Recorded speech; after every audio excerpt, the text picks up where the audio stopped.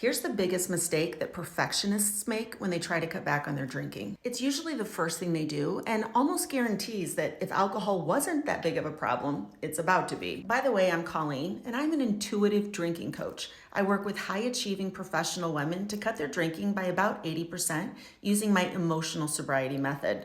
Hit the follow because nobody else is doing this. So everybody knows that if you want to achieve a goal, you have to be clear about what it is that you want. And the cognitive error with alcohol use disorder is that you get really hyper-focused on what you don't want. I've done thousands of consultations, and every single time I ask a woman what she wants, this is what I hear. I just don't want to have to worry about this anymore. I don't want to gain weight. I don't want to ruin my health. I don't want to feel lazy and unproductive because I'm hungover. I know, right? You have to understand how the brain works. It speaks energy, not English. It doesn't help you get what you want. It helps you get whatever you're thinking about. Here's an analogy. Imagine that you are ordering from a menu in a foreign country, and you've got two options. There's pasta and there's steak. But you're gluten intolerant, so you can't have the pasta. But when it's time to order, you start pointing at the pasta because you want the waiter to know that's not what you want. What do you think you're gonna get? It's the same thing with alcohol. The more you think about the problem, the bigger it gets. The solution is to stop trying to drink less. That's actually the absence of a behavior.